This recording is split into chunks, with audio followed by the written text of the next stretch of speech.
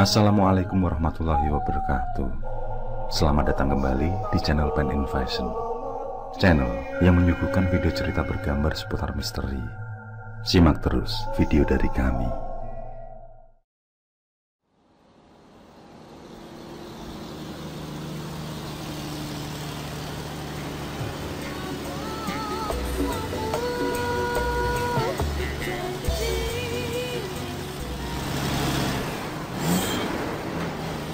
Bersama tetanggaku, Bang Binul, mobil yang kami tumpangi mulai membelah gelapnya malam. Kala itu aku diajak untuk mengantar barang dagangan, tepatnya bermacam tanaman bibit buah. Tempat yang kami tuju adalah sebuah kota di ujung timur Jawa Tengah. Sudah beberapa kali aku diajak Bang Binul melintas daerah itu. Kali ini kami kembali mengantar bibit tanaman buah atas pesanan dari sebuah kantor dinas di sana. Dan malam itu adalah saat kami kembali menuju jalan pulang. Sebuah tikungan tajam membuat kepalaku terantuk saat mobil yang dibawa Bang Binul seperti oleng kehilangan kendali. Aku melihatnya menguap, tentu tidak bisa kubiarkan. Perjalanan masih panjang. Aku pun minta Bang Binul untuk berhenti, biar aku lagi yang menyetir. Bang Binul pun menghentikan laju mobil. Kami minggir sejenak, menyalakan sebatang rokok sembari menikmati gelap dan dinginnya malam.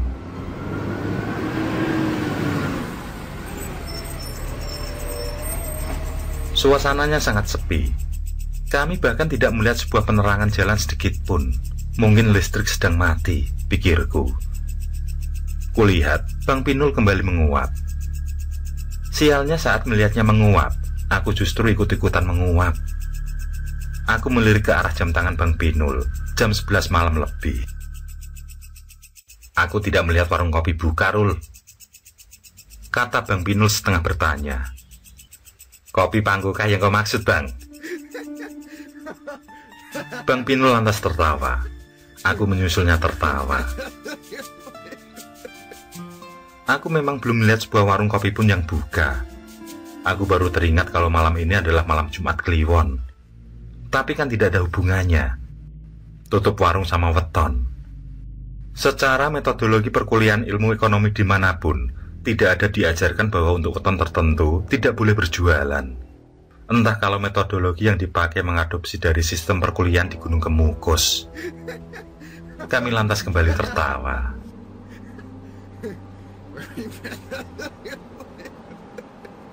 Setelah kami rasa cukup dalam menghilangkan rasa penat dan kantuk, setir kemudi pun aku ambil alih.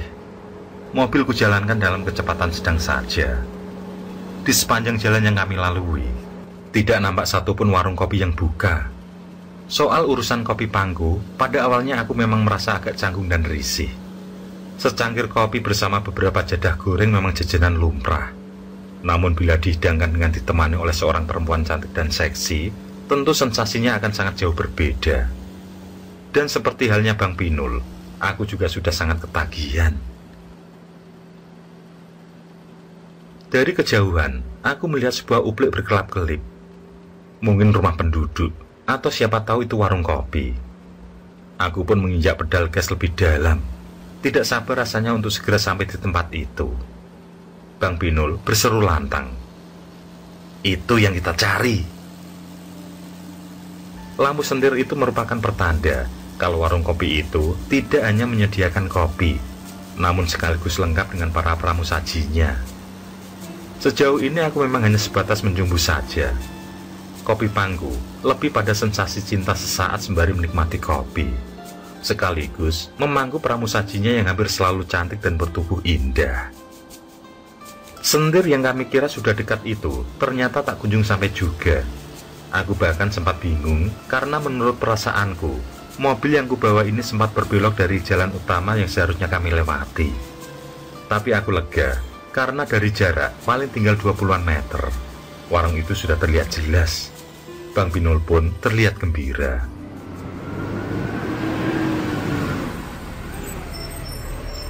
Aku dan Bang Binul segera masuk. Kusapukan pandangan ke dalam warung itu. Suasana di dalam benar-benar temaram. Namun aku merasa ada sesuatu yang berbeda. Sudah beberapa kali aku ikut Bang Pinul, namun baru kali ini aku merasa bergidik ngeri. Apalagi di dalam, kami harus menunggu para pramusaji yang biasanya selalu siaga di dalam. Mungkin karena larut dan sepi pengunjung, maka mereka tidur di ruang belakang. Bang Pinul pun berdiri, lalu celingukan ke ruang belakang. Sementara Bang Pinul mencari pramusaji, aku pun menyalakan rokok, mencoba mengusir rasa sepi dan kantuk. Rupanya, kami tidak perlu menunggu waktu terlalu lama, karena 2 orang perempuan segera datang menyambut kami. Aku langsung terpana. Dalam keremangan cahaya itu, aku masih bisa melihat bagaimana paras keduanya sungguh sangat cantik jelita. Keduanya pun mempunyai tubuh indah yang serasa ingin segera menikmati malam pertama. Aku lantas melirik pada Bang Pinul. Matanya melotot, tidak bisa lepas dari sepasang gunung sumbing Sindoro yang menjulang. Ah, Bang Pinul, lupa daratan kamu, Bang. Istrimu entah apa bisa tidur apa tidak, memikirkanmu belum pulang sampai jam segini. Jantungku langsung berdesir ketika salah seorang dari mereka menanyakan kepada kami dengan penuh manja. Aku segera menjawab kalau kami ingin kopi spesial beserta jadah goreng. Kedua perempuan itu lantas mengerlingkan mata, berlalu untuk membuatkan pesanan kami. Aku dan Bang Pinul pun saling pandang. Tangan kami sama-sama mengepal, lalu tawa cerah tidak lagi bisa kami sembunyikan.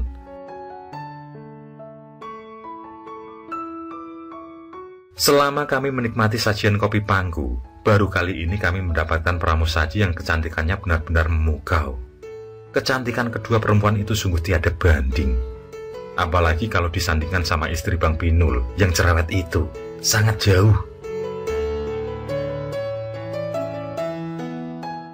Beberapa saat kemudian, kedua perempuan itu pun menawarkan kopi beserta jadah goreng yang khas. Aroma kopi maupun jadah itu benar-benar nikmat menggoda. Tanpa pikir panjang, aku menarik tangan salah seorang pramusaji itu. Ia mendesah manja, lalu dengan segera duduk di atas kedua pahaku. Perempuan yang semula duduk di pangkuanku, kemudian bergeser dan berpindah ke sebelahku persis. Kupandangi wajahnya yang sangat mempesona. Hidungnya mancung dengan bibir mungil. Rambutnya sedikit keriwil panjang sampai ke punggung. Entah setan mana yang menguasai diriku. Tanganku tiba-tiba memberanikan diri untuk membelai rambutnya. Ia kembali mengerlingkan mata, dan aku pun mulai menjelajah seluruh pegunungan yang menjulang itu. Aku seperti terpedaya olehnya. Sementara itu, kulihat Bang Pinul sedang bergandengan mesra menuju ruang belakang. Tidak salah lagi kelakuan Bang Pinul. Aku tidak bisa memungkiri kalau hasratku memang memuncak sampai ke ujung ubun-ubun.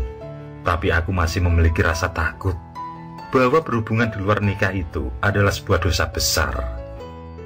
Terlepas saat ini tanganku sedang berbuat nakal, pun demikian dengan bibirku yang mulai menjelajah ke leher jenjang itu.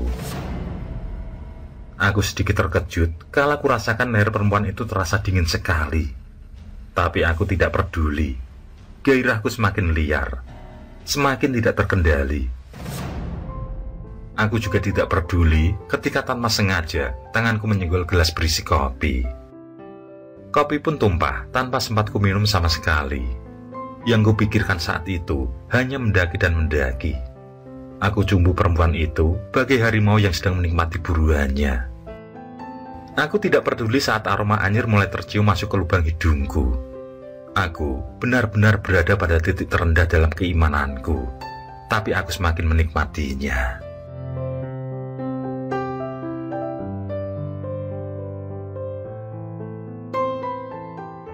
Dan aku nyaris masuk dalam dosa terindah ketika perempuan itu hampir melepaskan pakaiannya. Namun aku masih sedikit memiliki kewarasan sehingga aku bisa mencegahnya. Aku kembali memeluknya, menggerayangi tubuhnya. Aku bahkan memastikan kalau gigitan di lehernya akan membekas membentuk garis-garis merah yang tebal. Tapi aku mulai cemas ketika tanganku berada di punggungnya. Aku merasakan semacam cairan lengket melekat di jemariku. Aku ingin sekali memastikan cairan apakah yang kupegang itu. Namun ia seakan tidak mau lepas dari pelukku meski hanya sebentar saja. Bau anyir yang semakin pekat menusuk hidung. Kali ini aku benar-benar tidak kuat. Aku melepaskan pelukan perempuan itu, lalu keluar warung sebentar. Dan benar saja, aku muntah. Bersamaan dengan itu, aku menyadari kalau cairan lengket yang melekat di semariku juga mengeluarkan aroma anyir dan busuk. Di remang cahaya itu, aku mencoba memastikan cairan apakah yang membasahi tanganku. Warnanya merah kehitaman. Apakah yang melekat di tanganku itu darah? Darah siapa?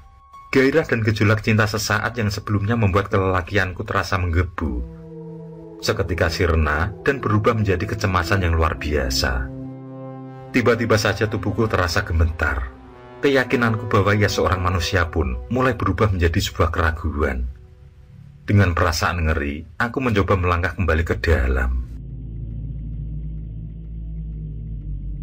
Gigiku bergemelutukan ketika ku dapati perempuan itu tengah duduk membelakangiku.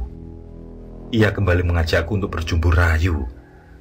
Aku meragu. Perempuan itu terus merayuku, meski ia masih tetap membelakangiku. Gobloknya aku yang masih saja mendekat, berharap bahwa ia memang seorang manusia. Tiba-tiba saja, ia menyibakkan rambutnya yang agak kriwil itu. Aku mengamati benda yang bergerak-gerak di punggungnya itu. Benda itu berloncatan. Mana mungkin itu belatung? Aku semakin mendekat. Dan di saat itulah, perempuan itu mengubah posisi duduknya. Aku pun bisa melihat wajah aslinya. Wajah itu tak ubahnya seperti daging sapi yang digiling. Hancur, tidak berbentuk, sangat jauh dari yang kukenal beberapa saat sebelumnya. Setelahnya, lengkingan tawa yang mengerikan pun terdengar. Aku masih belum sadar. Sundel bolong. Entah bagaimana aku bisa hilang ingatan seperti itu. Aku masih linglung. Perempuan itu mengatakan kalau dirinya adalah sundel bolong. Ia bangkit lalu berjalan pelan-pelan menuju ke arahku. Mas, ayo keloni aku, Mas. Keloni aku. Keloni aku, Mas. Perempuan itu berkata sembari kedua tangannya ngulur seakan ingin memelukku. Aku mulai mundur, tapi aku benar-benar belum sadar siapa sosok yang sedang kuhadapi itu. Hingga pada hitungan detik berikutnya, kesadaranku mulai kembali. Berkali-kali aku mengucap istighfar. Aku mulai menyadari sosok yang tengah mendekat itu.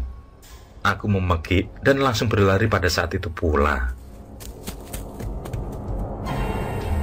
Di belakang, ku dengar suara Bang Binul, seorang laki-laki berteriak-teriak kesurupan. Pada saat itu juga, aku kembali mengucap istighfar. Kami pun berlarian tunggang langgang. Saat kami sudah merasa jauh, kami pun berhenti. Kami bersandar di sebuah pohon, sembari mengatur nafas. Di saat itulah, aku baru menyadari kalau Bang Binul ternyata tidak mengenakan sehelai benang pun. Bajumu mana, Bang? Kau bugil? Tanyaku dengan pandangan mata nanar. Bang Binul yang ketakutan hanya menunjuk-nunjuk ke sebuah arah. Aku menengok ke arah jari telunjuk Bang Binul. Dan betapa terkejutnya aku, karena aku melihat mobil yang kami bawa tengah terparkir di depan sebuah warung. Jadi, meski kami telah berlari jauh, ternyata kami masih berada di sekitaran warung kopi itu. Pakaian mana, Bang? Aku kembali bertanya, karena risih melihatnya bugil seperti seekor siamang. Ia hanya menjawab dengan jari telunjuknya. Nafasku kembali terengah ketika secara tiba-tiba di samping kami masing-masing sudah berdiri sepasang kaki berwarna pucat kebiruan. Kami saling mendongak, dan ternyata kedua sundel bolong itu tengah berdiri membelakangi kami, sembari menunjukkan punggungnya yang berlubang. Aku sudah beranjak dan mulai melangkahkan kaki untuk berlari, namun jeritan Bang Binul memaksaku untuk berhenti. Aku kurang paham dengan apa yang terjadi padanya. Namun, aku melihat kedua sundel bolong itu tengah memainkan barang berharga milik Bang Binul. Aku hanya terpaku antara takut dan perasaan tidak tega kalau terjadi sesuatu dengannya. Tapi ketika sosok dari mereka beralih memandangku, aku pun semakin gemetaran. Dan dengan ketakutan, aku pun memilih melarikan diri. Namun saat lariku belum begitu jauh, tiba-tiba aku merasakan kepalaku terhantam sesuatu yang sangat keras. Saat itu juga pandangan mataku mulai kabur. Aku sempoyongan dan jatuh terjerembab.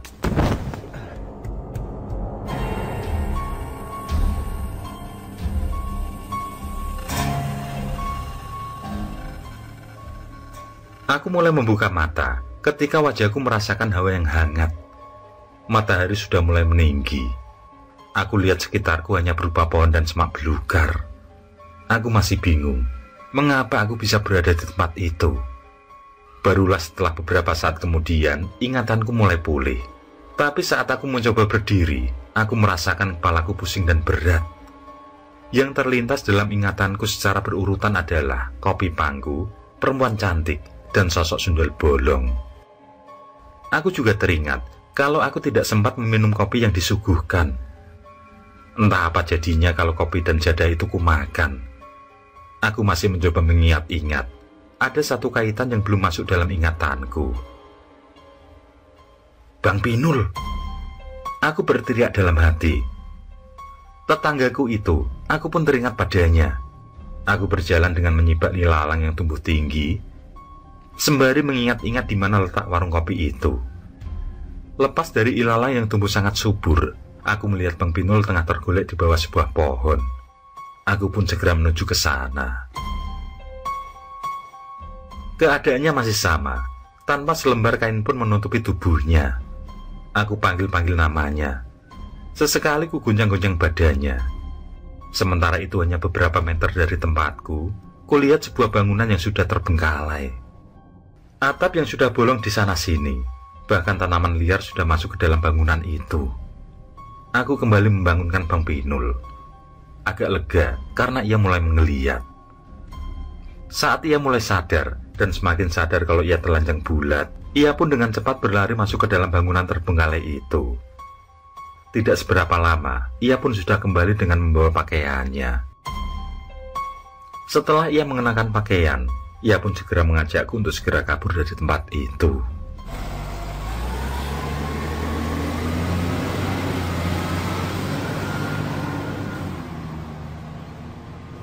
Peristiwa itu terjadi sekitar setahun yang lalu. Sama halnya dengan Bang Binul, hampir setahun aku merasakan pusing di kepalaku. Meskipun kini aku sudah sembuh total. Bedanya, Bang Binul lebih parah lagi, karena dalam rentang waktu itu, ia mengatakan kalau barang berharganya sering merasa sakit dan panas. Bahkan parahnya, pisang saktinya itu tidak lagi bisa digunakan secara tangguh seperti sebelumnya. Kami memang bersepakat untuk menjaga rahasia itu, sampai kapanpun dan kepada siapapun, termasuk pada kalian. Jadi, kumohon jaga rahasia kami. Dan sore nanti, aku bersama Bang Binul akan sowan pada seorang kiai. Semoga dalam sowan kami itu, kami mendapatkan obat. Utamanya, tentang pisang sakti Bang Binul yang mulai memudar daya magisnya. Kami menyadari, semua adalah karena kelakuan kami. Betapa mudahnya kami mengumbar hasrat. Betapa gampangnya kami menuruti hawa nafsu. Dalam hati seringkali aku menangis, memohon ampun atas kesalahan dan dosa-dosa yang telah kuperbuat. Pada detik itu, aku teringat ibuku. Bu, maafkan aku yang telah berlaku sebuaya ini.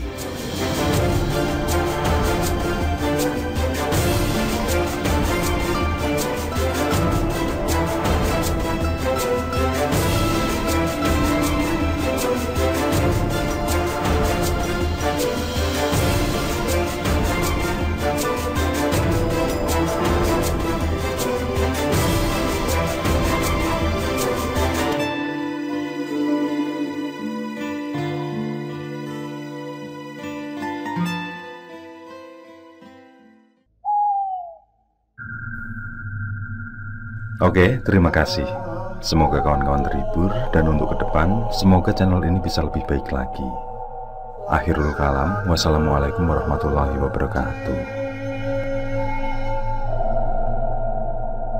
Sesandingan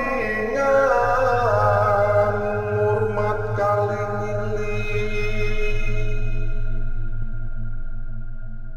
lakukan pungkasane